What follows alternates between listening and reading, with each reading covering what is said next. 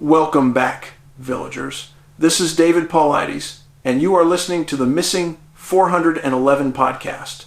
I've spent decades studying impossible disappearances. People vanished without a trace, often in deep wilderness areas where they shouldn't have been. But today, we are looking at something different, something colder, something with engines and wings. We are traveling to Alaska, a vast, desolate place where the frozen emptiness stretches out and swallows everything. It's a region with so many unsolved aviation mysteries that it's been labeled the Alaska Triangle.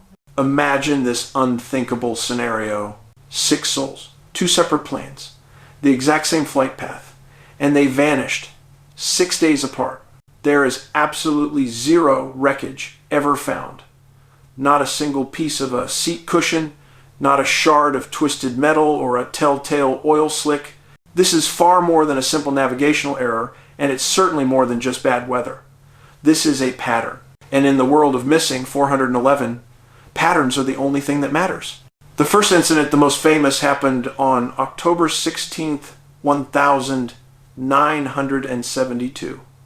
It involved highly influential political figures, Congressman Thomas Hale Boggs and Nick Begich, along with an aide and their pilot Donald Yance, boarded a Cessna 310C. Yance was a bush pilot legend. He had 17,000 flight hours and knew Alaska's sky like the back of his hand. They were headed for Juneau on a calculated, safer route, skirting the coastline. At 8:59 a.m., they lifted off. A smooth departure. Yance filed his flight plan, confirming they had fuel for hours, and then silence. The plane simply blinked out of existence. No mayday call, nothing.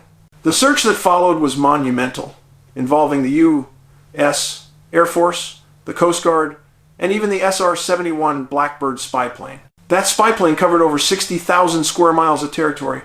They found nothing. How can a fully fueled, twin-engine aircraft with one of the best pilots in the world simply vanish without even a whisper of distress? If it was a crash, the evidence would be there. If it was a mid-air explosion, there would be a debris field. The location was surgically clean, as if the aircraft and the men inside were lifted straight out of our reality by an unknown force. Now, pay close attention. This is where the terrifying signature of Missing 411 takes hold. 6 days later, October 22nd, 1972, John and Melba Bratton, couple flying home to California, took off in their high-performance Aero Commander 680. Their flight path was the exact same route as the Boggs plane. Their last known sighting was over the exact same spot, Turn Again Arm. The massive search for Boggs was still raging. Hundreds of aircraft were already flying the grid. Yet, the Brattons' plane, this huge, visible Aero Commander, vanished just as completely as the first. No mayday. No wreckage. This is not a coincidence. This is not an accident. It is a targeted event. This speaks to a hostile force operating in our environment that has the power to remove large, complex objects and leave no signature behind. The pervasive silence around these planes connects directly to the cases of Missing 411.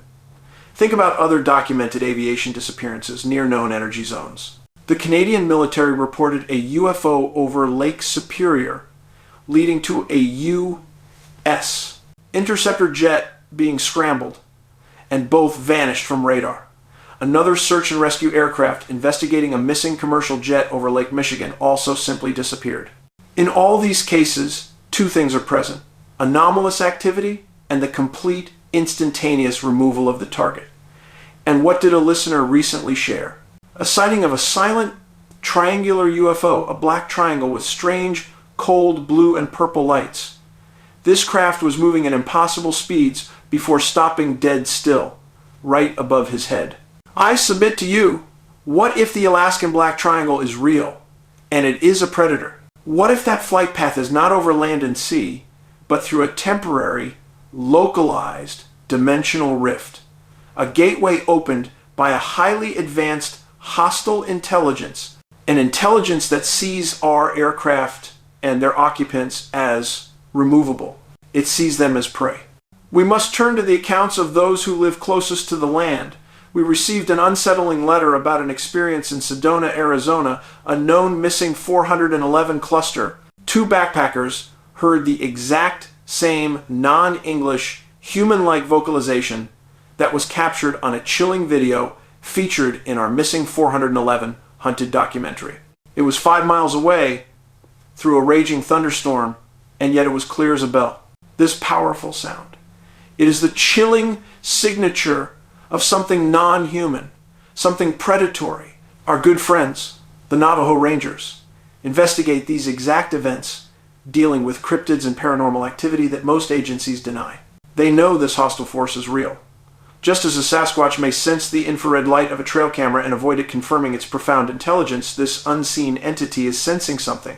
It is sensing the very energy signature that is activated by or resides along that deadly flight corridor. 6 people, 2 planes, gone forever, swallowed by a force we cannot name. This is a warning, villagers.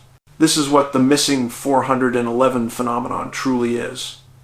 A collection of seemingly unrelated incidents that, when the dots are connected, reveal a terrifying, unified pattern. It is a pattern of removal, of impossible circumstances, and of an underlying intelligent force that operates just outside the bounds of human comprehension. Whether it is the silent, sophisticated black triangle that hunts our skies, or the terrestrial monster that prowls our deepest parks, the end result is the same. The loss of human life and the utter failure of modern technology to provide a single answer. This is the chilling reality of Missing 411. The silence is often the loudest part of the mystery. Before I go, a final warning. Please do not let resellers rip you off. Find the legitimate Missing 411 books and films at our official store, nabigfootsearch.com. And mark your calendars.